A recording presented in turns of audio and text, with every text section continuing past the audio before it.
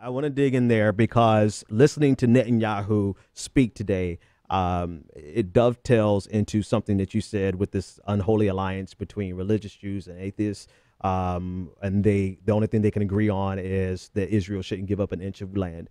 But then you see this, I'm seeing now why it is possible for Netanyahu to have this love affair with Donald Trump, who's extremely, he foments to the top of America anti-Semitism, right? Whether he's directly anti-Semitic or not, he enables it. Yeah, right. Absolutely. But you still have this unholy alliance between these two factions: the American right, which often includes people who quite literally look for the end, and then you have this in league with the right in Israel. Here's where I want to dig in: is that the commonality that I see is that there is this demand that it's going to be one way, and any challenges to that one way, we have the ability to be the victim, and we have the ability to cry as though we're the victim, when in fact we're not the victim, we're in power. And you see this from Donald Trump with a lot of the policies that he's tweeting out at this point, and later on will be policy. Think about what he said with the nuclear arms race. He said, until the rest of the world comes to their senses, we're going to expand our power. Well, we're going to be insane, right? We're in a position of power, right? No one is taking advantage of America with regard to nukes, but he's simultaneously able to be the victim as well, the victimizer. And I honestly, I'm sure I'm going to be called anti-Semitic, and that's cool. We eat that for breakfast around here. But I felt that same exact sentiment from Netanyahu, that we're going to both be the victimizer as well as the victim. Pushback, or what do you think about that? What do I think? I think that it is not a coincidence that that Netanyahu and Trump seem to get along so well. It's not a coincidence that he was pretty clear in his preference in the long run for Trump over Clinton, who would not have been a hardliner pushing Israel into places it didn't want to be. Very, very unlikely, right? So I think that is not a coincidence. I can't disagree with the general observation here, in that you have, it's sort of like the war on Christmas or this kind of thing, right? Like where, I'm a Jewish guy. The Christmas seems to be doing just fine. I live in a town here where probably 50% Jewish. There's a lot more Christmas ornaments than menorahs around, right? It's doing just fine, and yet it can be positioned as this sort of under attack thing.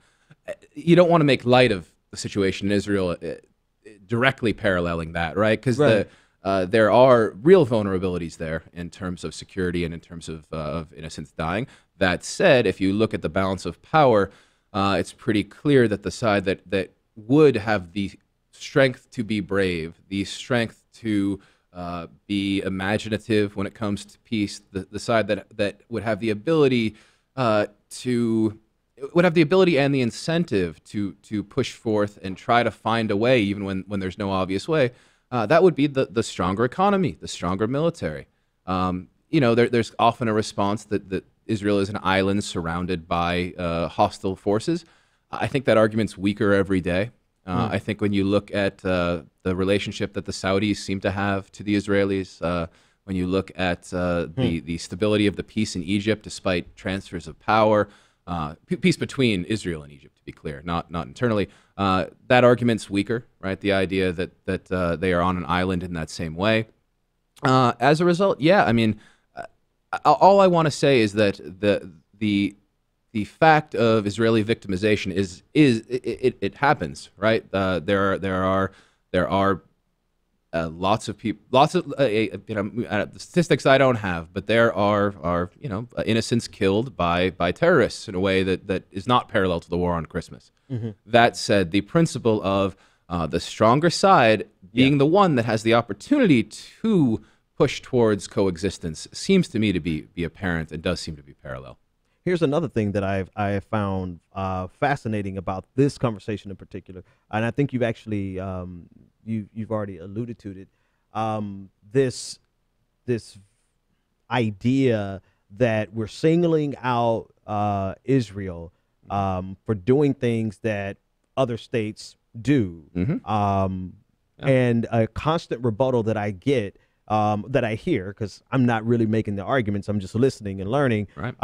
What I hear on a regular basis is why all of a sudden is Israel being lectured on how to handle lands when they won the war to get the land, right? This type of argument, and I think it dovetails back into some of the conversations that we're having. What is, I'm sure you've heard that. What is your response to that particular statement? That's the sort of that these were conquered in war. I mean, so the what you're supposed to get from that is a sense that historically that's how it gets done. Right. Right. That's how whoever was there before got it by taking it from somebody else. Historically that is true. That has ceased to be, for the most part, the acceptable way of doing things. Right. Which is why you note, and I think that the Russians castigating Israel for this does quite feel ironic. Does feel like, I mean, this is not a country that seems to respect the borders, and so in that case, it does feel at best hypocritical, at worst something worse. Right. You know, it might be because I'm who I am, might be because of sort of just the you know, the way I've been acculturated into thinking about this. I have a certain sympathy for what I call the musical chairs argument, right? Which you find people implicitly making Jews who of all stripes, right, left and center, that, you know, the nation state was the thing to do for, you know, a couple hundred years, right? And as soon as the Jews get one, then it's bad to have, right? Then, because nation states are awful, corrupt, exclusionary, violent institutions. They are. That's just what they are. That's what America is. That's what Sweden is. They have to be. They police borders.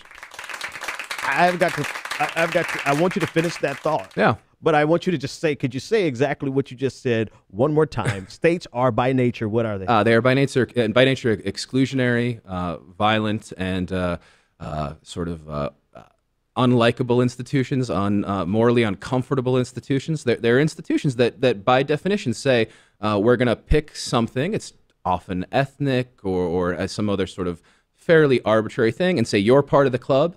And you, who are not part of the club, you can go die on the other side of the border. Right. That's what all nation states do, right? And so that's just what the system was. And there is a feeling in the Jewish world, right, that everybody else has been doing this to us for ages.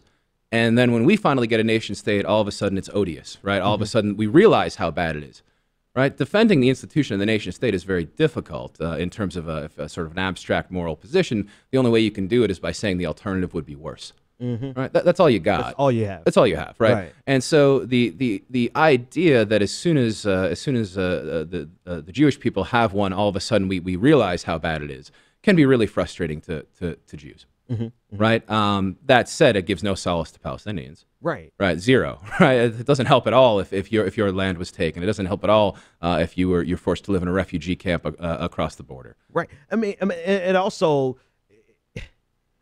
it also suggests that we shouldn't acknowledge, or in this case, not acknowledge changing international norms. Yeah, no, that's right. True. You know, what existed before 1945 is a totally different world than what was crafted after the fact. Yeah. Right. So, true. Musical chair theory, right? I mean, it does kind of, for lack of a better word, suck. Yeah. But this is where we are in the international, with the exception of like Russia, you know. Yeah, right. Well, yeah, and look, I mean, it's hard when people sit in the United States and bring these critiques in some ways, right? America has not shown the utmost respect for the sovereignty of foreign nations over the past, since World War II, right? Nobody's hands are clean on this issue, right? So this is one of those that. And I teach about this, and there's always these like rock and hard place moments, right? One of them is, I think, on the one hand, the sort of, you're right, the norms changed. Part of World War II was ending colonialism, right? Part of World War II was looking towards people who have been living in a space for a long time and giving them autonomy over that space. That said, at the end of World War II, you've got millions of Jews sitting on boats with nowhere to go, right? That's a rock and a hard place. Right, that's where the new system in which sovereignty of people who have been living on a land for a long time, and it comes up against where are they going to go? Right, they're going to go to the place that is most fits that system. Right, when you've got Polish Jewish refugees sitting there, and The way these stories get told, of course, they get propagandized. But the reality is you have refugees that have nowhere to go, right? And the closest place they have to a place that is theirs, the argument was made and probably is persuasive, is Israel, right? And you're in a rock and a hard place there. Right, and I think this is why I find anybody who thinks this issue is easy, I'm really skeptical because I don't know what you do with those people. Right. There is no answer, right? Which is why we have to look for impossible solutions. Right, and then you say that seems foolish to look for the impossible. Well, if the alternative is constant strife, war, and eventually, one Jew and one Arab wrestling on the ground as everybody else lays dead, right? That's not good either. Yeah. Professor, I want you to get some last words, man. Last words for this show. I was going to say this is 2016, right? Yeah. You got to be careful with that phraseology. Who's that? Debbie Reynolds. We just found out. Debbie Reynolds just died. Yeah. Yeah, like 2016 has had no mercy. So I want to be very particular with my words. Okay. So I'm not being threatened here. No.